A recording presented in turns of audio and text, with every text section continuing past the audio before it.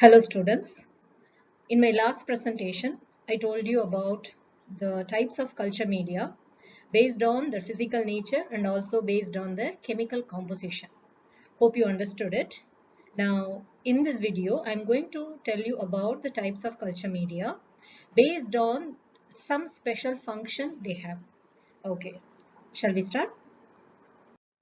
Okay, now the functional types of media can be broadly classified into two. One is the general purpose media, the other one is the special purpose media. What is meant by a general purpose media? See, this media supports the growth of many different types of microorganisms that do not have special growth requirements. Now, to understand this, let me put it this way. When we see microorganisms as a whole, again, we can divide them into two major groups. One group is the microorganisms which can grow in any type of media.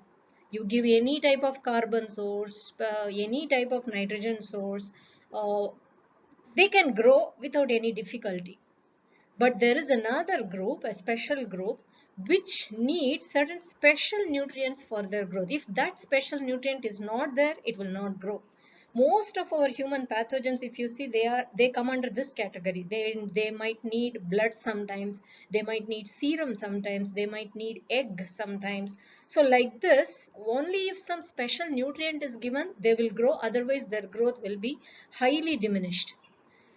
So if you want to grow the first group of microorganisms which can grow in any type of carbon source and energy source, such microbes are usually grown in general purpose media.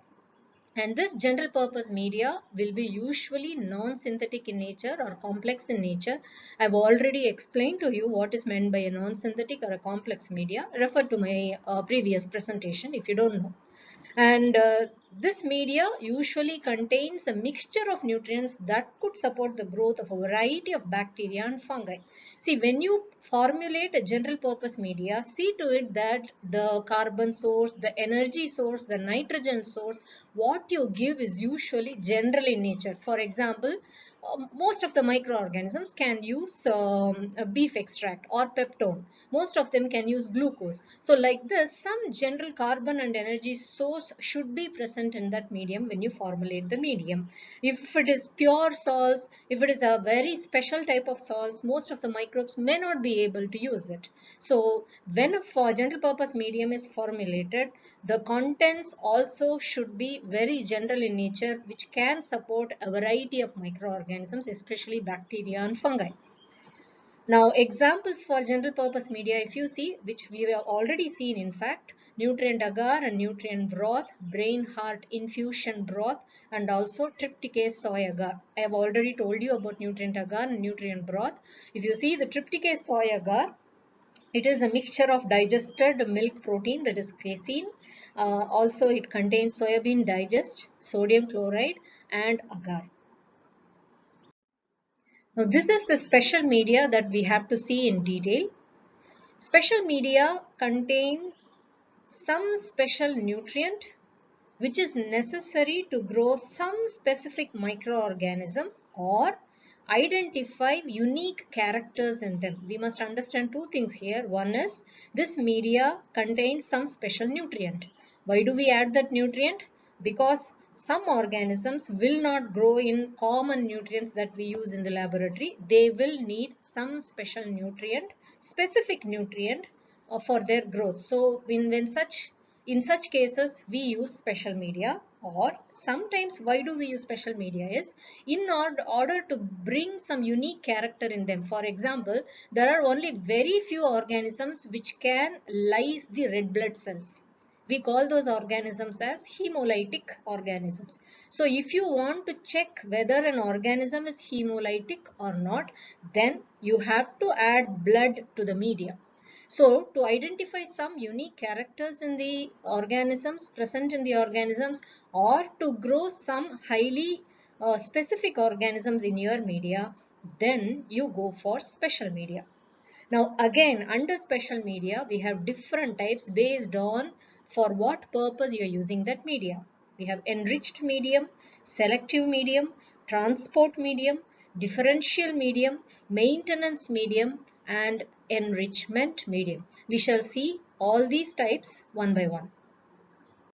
The first most common special media that is used is enriched media.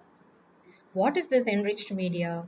This media is prepared and used to grow metabolically fastidious microorganisms. You must remember this term, fastidious microorganism. What is meant by that? There are certain microorganisms, as I said before, which are very exact in their nutritional needs. That means they can grow only if a specific special nutrient is present in the medium. If that nutrient is not there, they will fail to grow. So such microorganisms are called fastidious microorganisms. So in the usual media or in the basal medium, if you add highly enrichable substances like blood, serum or egg, then that medium becomes an enriched medium. I will repeat. I prepare a basal medium. Basal medium in the sense it will have a normal carbon source, normal energy source. Like for example, let us say nutrient agar. So in the nutrient agar, if I add blood or serum or egg, I hope you know what is serum. Serum is the liquid part of the blood. If you keep the blood as such for some period, the solid part will get settled down at the bottom and only the clear fluid will come on top. So that clear fluid is called serum. Fine. So if I add blood or serum or some egg components in a nutrient medium, in a nutrient agar medium, which can be called a basal medium, then such a medium will become an enriched medium. Why? Because we have added some special nutrient in it for growing certain fastidious microorganisms. Now, as I told, blood agar is prepared by adding sheep or human blood. Sterile sheep or human blood can be added in the concentration of 5%. 5% in the sense, if I prepare 100 ml of nutrient agar, then I will have to add 5 ml of sterile sheep or human blood to it and mix it thoroughly. Now this particular blood agar is used for the isolation of this particular organism, that is hemolytic streptococci. So for seeing its hemolytic character, in fact for growing it properly in the laboratory, we use blood agar. There is another enriched medium that is also commonly used. The name itself is interesting, chocolate agar. Don't think chocolate is added in this. Actually what we do is, after adding 5% blood in the nutrient agar, we will heat this nutrient agar slightly over the flame. So what happens is the RBC contents will come out and the color of the blood agar will change a little, and that is when we call it as chocolate agar. In fact, this also contains only blood, not chocolate. Fine. And this media is mainly used for the isolation of organisms like Neisseria and Haemophilus. They are all human pathogens. If you see hemolytic streptococci or Neisseria or Haemophilus, all of them are human pathogens. And let me add one more thing here. Most of the times, these human pathogens might not grow very well in a normal general purpose media. So in such cases, we will have to add some special nutrient to them so that they will grow better. So human pathogens, for isolating and growing human pathogens, we normally use enriched media. So what you are seeing here is this one is blood agar plate. That is, you prepare blood agar in a culture flask and then you pour it in the plate and solidify it. It becomes a blood agar plate. And this is the chocolate agar plate. You can see the difference in the color between the blood agar and the chocolate agar. And already this plate has been inoculated. So you also see some growth here on the chocolate agar plate. Now the next special media that we are going to see is selective media.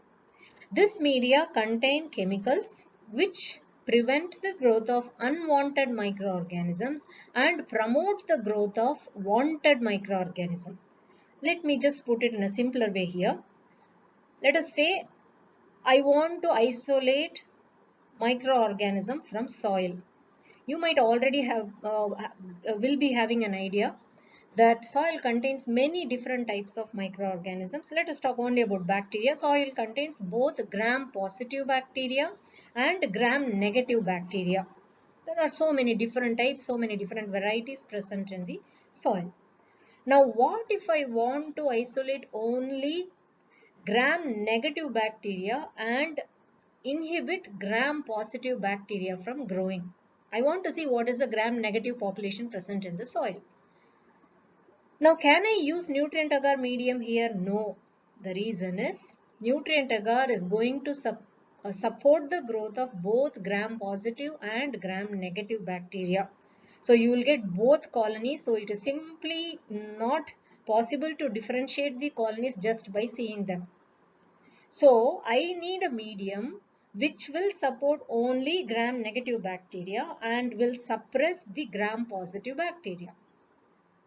What should I do? I should add some specific chemical, selective chemical in the medium. So for example, what I can do here is addition of crystal violet dye in culture medium will inhibit the growth of gram-positive organisms and promote the growth of gram-negative bacteria. In the nutrient media itself, if I add crystal violet dye, you might have already used this in the laboratory during gram staining, isn't it? So if I just add crystal violet stain in the culture medium, the nutrient medium will slightly change in its character. It will allow only the gram-negative organisms to grow and inhibit the growth of gram-positive organisms. So the colonies, whatever I get in my medium, will be only of gram-negative in nature. So such a medium which contains the chemicals that will support the growth of wanted organism and inhibit the growth of unwanted organism is called a selective medium.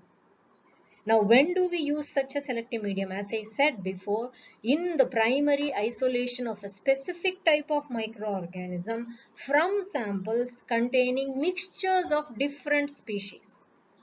What are those specific samples? The samples may be soil, as I said, it could be water. Again, in water, there are so many different diverse groups of microorganisms present. So if I want to selectively grow one particular type, then I can use such a media. Or if you want to isolate some organisms from your clinical samples in the sense from humans, if you take some sample, for example, if you take skin samples, skin swabs we call, or if you take saliva and check what type of organism is present there, or if you want to isolate organisms from fecal material, stool samples. So from all these samples, when you want to isolate a particular type of microorganism, then we use selective media. Let me just give you one example for selective medium. Mannitol salt agar, MSA medium. The composition of this medium is like this. It contains mannitol. It is a fermentable sugar. Why is it added? I will tell you later. It contains beef extract, contains peptone. You know the functions of beef extract, peptone and sodium chloride in the medium already. So let me not talk about it again. And it also contains phenol red, an indicator dye, and agar. You know the function of agar already. Now if you check the composition of this medium, just see what is the concentration of sodium chloride added here.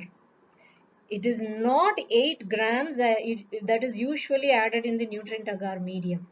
It contains 75 grams of salt, sodium chloride. Such a high concentration of salt is added here.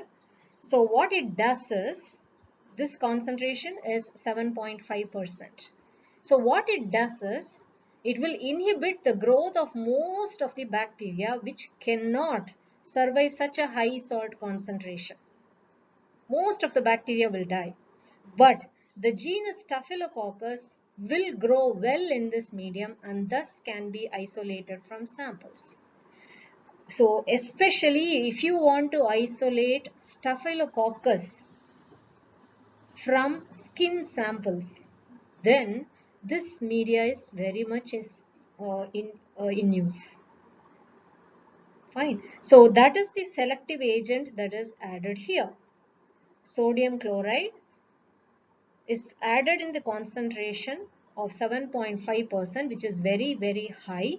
And because of that, most of the bacteria will not survive in this medium, will not grow in this medium, but this particular genus Staphylococcus will grow well in this medium and can be isolated. So this is a typical mannitol agar plate. So mannitol salt agar plate that you are seeing here, it will be pink in color when it is prepared.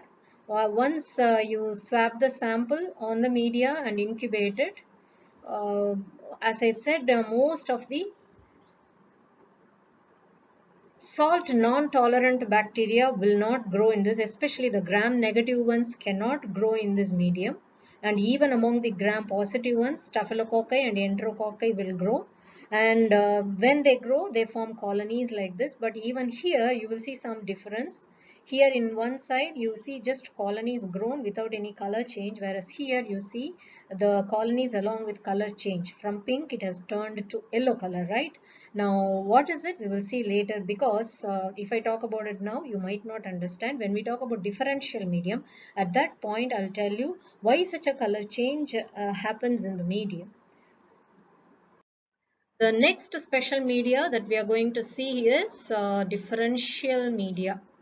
Okay, a differential medium is one which causes visible changes between different groups of bacteria while they grow in the medium, and thus permits identification of specific microorganisms. Let me put it simply. I am going to make two organisms grow in my plate, and when they grow, they not only form colonies, you can also see certain changes between the colonies. For example, both gram-positive and gram-negative bacteria are growing. You can, just by seeing the colonies, you can find out which one is gram-positive and which one is gram-negative. So if such a distinction can be done just by seeing the colonies on the plate, then that means that media is a differential media. Okay, now in what are the ways we are going to see the differences? Differences show up as variations in colony size or color, in media color changes, or in the formation of gas bubbles and precipitates. That means, how are we going to differentiate them? Sometimes the difference will be seen in the colony size. Some colonies will be very big, some will be very small. Based on that, we will do the distinction.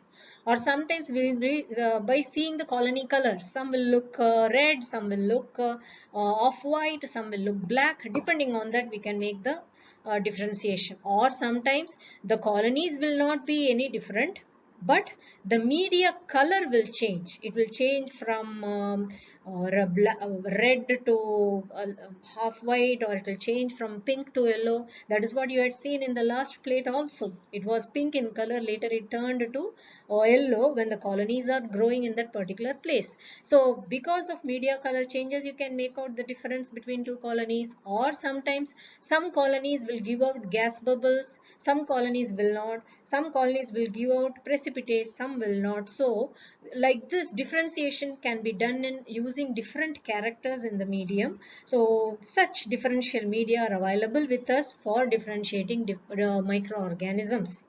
Now, among all these differences, what I had mentioned, the use of dyes in the medium is the most common one. That is, we can use different type of dyes in our culture medium to bring about the differences in the colonies. Why? Because most of these dyes are pH indicators, and they will change color in response to the production of an acid or a base. You might have used different types of dyes in the chemistry laboratory also, and you will know that these dyes respond to pH changes. When in acidic pH, it will be in one color. In neutral pH, it will be in some other color. In alkaline pH, it will be in totally some other color. So like this, for example, if you take phenol red will be red in color in the neutral pH, whereas it will turn to yellow color in the acidic pH. So this color change is very obvious, and so you can use these dyes in the medium to bring about the differences between the colonies. Now, one Common example for differential medium is McConkey agar. See the composition here: pancreatic digest of gelatin, pancreatic digest of casein, peptic digest of animal tissue, and then lactose is there. All these are going to act as carbon and nitrogen sources. This is a fermentable sugar. And then what you have is bile salt, sodium chloride, neutral red, and crystal violet. Among this, I'll talk about these two later. Let us see this particular component, that is neutral red. This is the dye which has been added in McConkey agar that will differentiate between two different microorganisms. Neutral red. Why I use neutral red is this is a pH indicator dye. What is its nature? Neutral red is usually colorless when the medium is neutral, but it will turn to pink or red in color when the medium becomes acidic. ಅಂದ್ರೆ 6.8 ಅಥವಾ ಅದಕ್ಕೆ ಜಾಸ್ತಿ ಇದ್ರೆ ಈ neutral red colourless ಆಗಿರುತ್ತೆ, ಏನು colour ತೋರಿಸಲ್ಲ. But media pH ಏನಾದರೂ acidic ಆದರೆ the neutral red will turn either pink or red in color. So ಈ ಕ್ಯಾರೆಕ್ಟರ್ನ ನಾವು ಇಲ್ಲಿ ಯೂಸ್ ಮಾಡ್ಕೊಳ್ತೀವಿ ಈ McConkey agar ಅಲ್ಲಿ. Now, how does it differentiate between two organisms? Let us see that. For example, I inoculate in the McConkey agar, I inoculate a sample which contains two different organisms. One is Escherichia coli, E. coli. The other one is Salmonella. Both are present in the sample. Okay. Now, just by seeing the sample, we cannot make out whether both E. coli and Salmonella is there, whether only E. coli is there, only Salmonella is there. All this we cannot say just by seeing the sample. So what you must do is take that sample and inoculate it in McConkey agar. Just by streaking you can inoculate. I will show that plate to you in the next slide. Now just understand the concept, that is enough. Now when E. coli grows in McConkey agar, E. coli usually forms acid out of lactose. We have added there is one more component here, that is lactose. The lactose will be utilized by E. coli and lactic acid will be formed.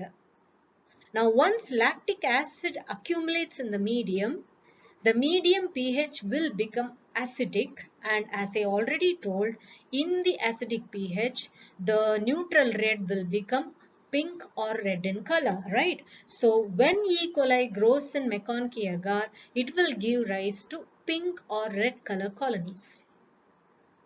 But when Salmonella grows in this medium, it will not give rise to acid. So the pH of the medium will not change to acidic. So the color will remain the same. That is, it will give rise to off-white color colonies or yellow color colonies. Usually we call it as off-white. Yellow becomes a very specific color there. So just off-white colonies will be formed if Salmonella is growing. So just by seeing the color of the colonies, we can differentiate between E. coli and Salmonella. But you have to say, in general, by seeing the color of colonies, we can differentiate between lactose fermenting colonies from non-lactose fermenting colonies. Escherichia coli is a lactose fermenting organism. Salmonella is a lactose non-fermenting organism or non-lactose fermenting organism, LF, NLF. Okay, so for differentiating lactose fermenting colonies from non-lactose fermenting colonies, we use McConkey agar, and that is why it is called a differential medium. Now, when I talked about mannitol salt agar also, I told you there are certain things which you must keep in mind. One is mannitol is there. Same way, in McConkey agar also, we have two other components which you should keep in mind. One is bile salts, the other one is crystal violet. Why these two are added, I will tell you in my future slides. Now this is an uninoculated plate of McConkey agar. Now once inoculation is done, And once the organisms start growing, this is how you are going to see the colonies. In one side, what you see is the lactose fermenting colonies, which give rise to pink color growth, whereas on the other side, what you see is the non-lactose fermenting colonies, which give rise to off-white color colonies. Okay, so this is the differential character that is brought about in McConkey agar. Now, while talking about all these types of media, especially the enriched media, the differential media, and the selective media, these three are very important. So, when we talk about all these media and examples for all these media, one thing you should keep in mind is a single medium can be classified in more than one category depending on the ingredients it contains. See, for example, if we talk about blood agar, I classified blood agar under enriched media, isn't it?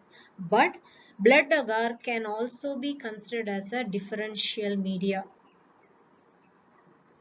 How? See, why is it called enriched media? We know because it contains blood as a special component. So fastidious organisms grow in it. But why is it called a differential media? See, even among the fastidious organisms, some of them lyse the red blood cells, so they give rise to hemolytic colonies, whereas some of them do not lyse the red blood cells, so they give rise to non-hemolytic colonies.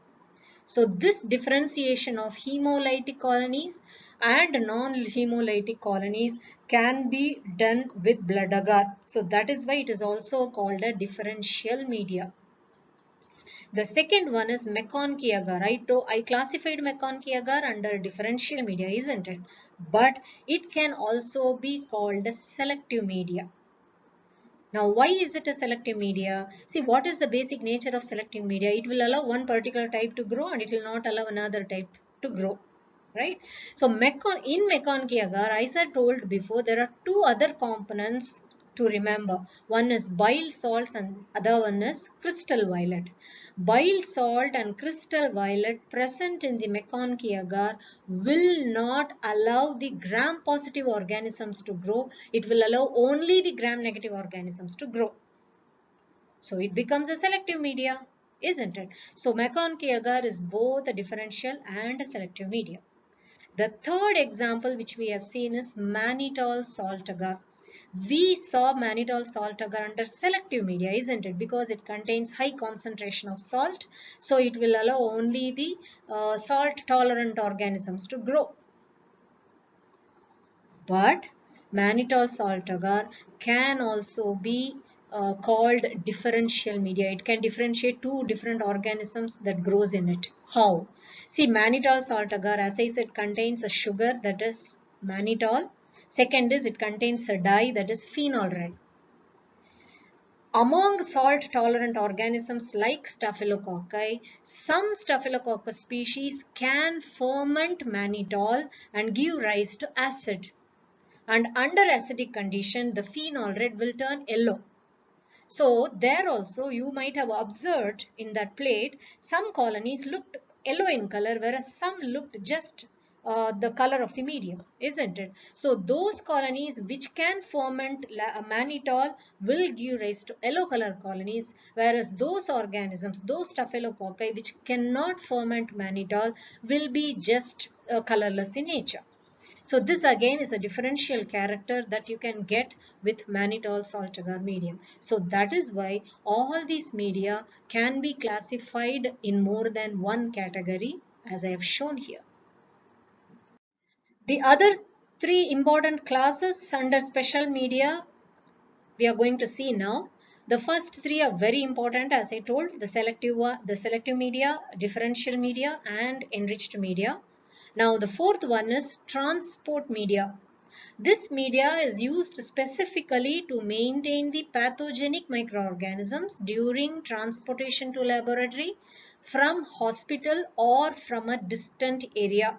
Simply speaking, suppose I want to transport the sample containing a particular microorganism from one place to another place. The place, let me say, from the house to a laboratory if you want to take a sample, or from a village which does not contain any type of laboratory facilities, from a village the samples are collected and then sent to a laboratory present in the city. So in such situations, sometimes what will happen is there are certain very delicate microorganisms which will not survive this transportation period. The transportation period may be 1 hour or 2 hours, then no problem. What if the transportation period is more than 6 hours, more than 10 hours, more than 1 day? So in such cases, sometimes some delicate organisms might just not survive. For example, you have Neisseria gonorrhea.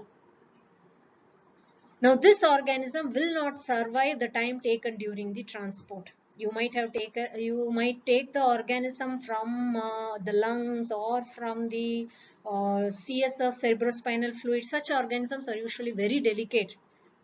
Until they are present inside the body, they will multiply and they will survive very nicely. But once you take it out, they will not survive the external environment for a long period of time. Their optimal temperature will change. Many other factors will decide the survival nature. So because of that, we need a condition where these organisms can survive without any problem. One.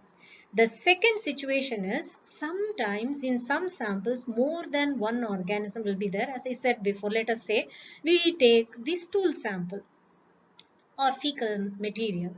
You know, stool sample will contain millions of microorganisms along with the disease causing ones. We'll just talk about two organisms here again, Escherichia coli and Salmonella typhi. Escherichia coli is a common intestinal microorganism. It will not cause any disease. It is present in the intestine without doing much harm to the body.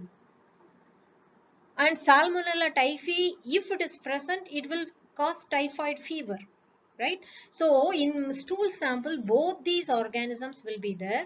And suppose you collected stool sample from a patient who is suffering from typhoid fever, and then you transport it, and this, let us say this transportation time is more than 12 hours.